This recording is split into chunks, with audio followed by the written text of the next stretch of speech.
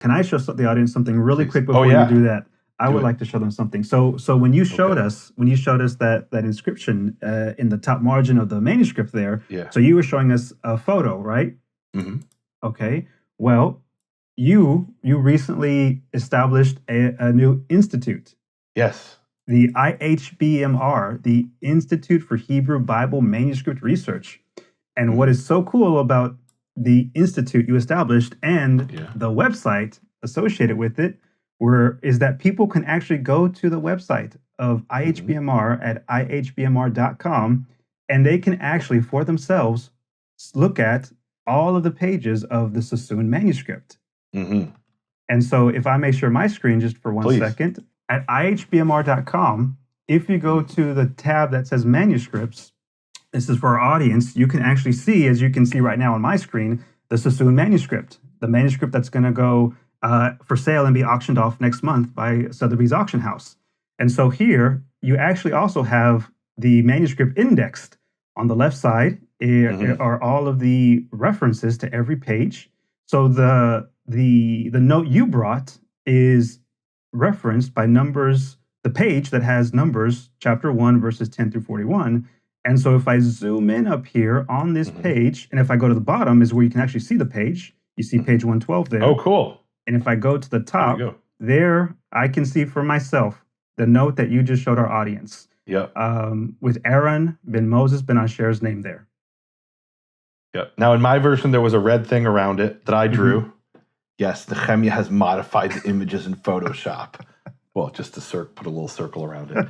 And that should be obvious. Let's look at Joshua 3:11. You've got it here. So this is something that required a great deal of time to go through every single page, determine where the beginning is and where the end is, right? Because there's no chapter numbers, there's no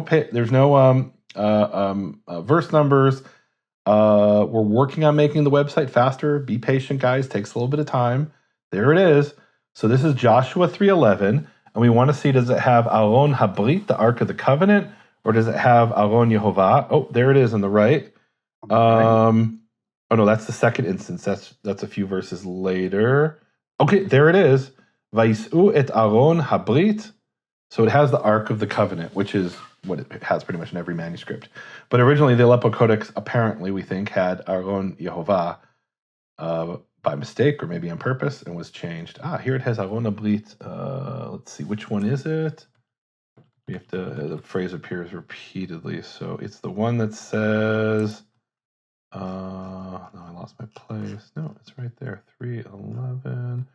Hine Aron Habrit Adon Kol Haaretz. Oh, there it is. No, you got it there. Hine, sorry, so that's it. Hine Aron Habrit Aron. Is that Aron or Adon? That's Adon. Oh, that's hard to tell, actually. Wow. So the Resh and Dalet are very similar. If you look in the next line, you have the word Yarden, and the Dalet is what we call a chupchik. And the Resh is a little bit more rounded, but that first Resh, that is, wow, they're similar, the Resh and the Dalet. That could be Aron Kol Haaretz. It's obviously meant to be Adon, and I say obviously based on other manuscripts. That doesn't mean this scribe intended that. Wow, that's similar. So if you go to the Dalet on Yarden, just below it, can you show them the chupchik? There we go. So chupchik is a little bump, right? That distinguishes the Resh from the Dalet. But just to the right of that letter is a Resh, and boy, they're similar. Wow. Man. So Kennecott has a manuscript where it says Aron Kol Haaretz, the Ark of all the earth. Oh, wow.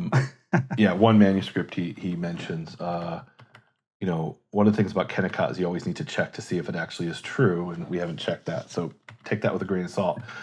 So yeah, Institute for Hebrew Bible Manuscript Research is doing some exciting things. And we were given permission by the owner of this manuscript, Jackie E. Safra, to publish these images and make them available. And it's the first time they've ever been published with the verse numbers identified. So yeah, that's pretty cool how quickly we were able to find that. That's very cool.